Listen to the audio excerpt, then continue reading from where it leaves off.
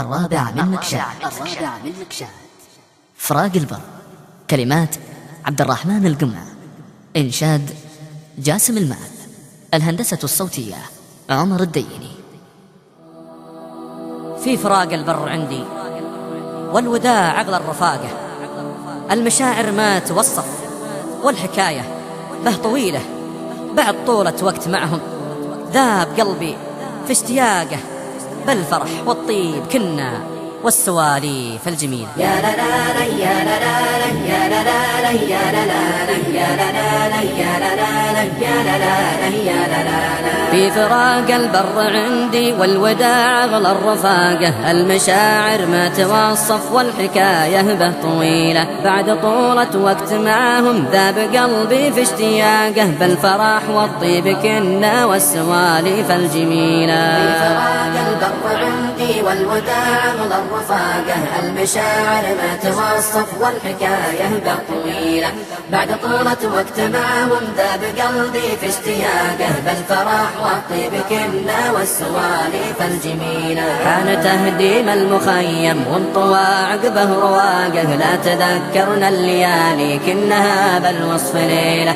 كم نردد من نشيد جامع ذكر الصداقة، بالأخا والدين وصفه مع الأخلاق النبيلة.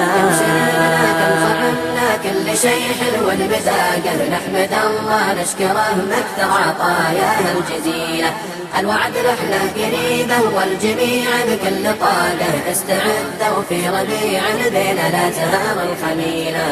يا مكشات غالي حان باللحظة فراقه، بإذن ربي بنعود كل أيام قليلة، يا شباب طول متاع وفرحنا حان انطلاقه، ذكريات الوقت الأول بين الأجواء العليلة.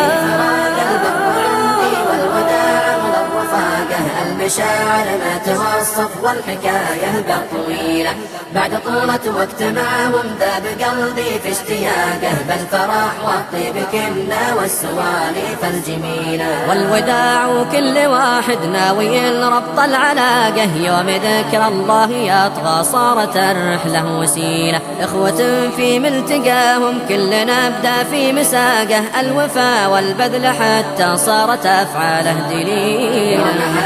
بعد فكوا للموثق من وثاقه، يلا تعيد التلاقي في ربيع ذا مثيله، صححتهم قال تكفوا يا رفاقه يا رفاقه، حددوا موعد قريب لا تجي المدة طويلة. حددوا موعد قريب لا تجي المدة طويلة.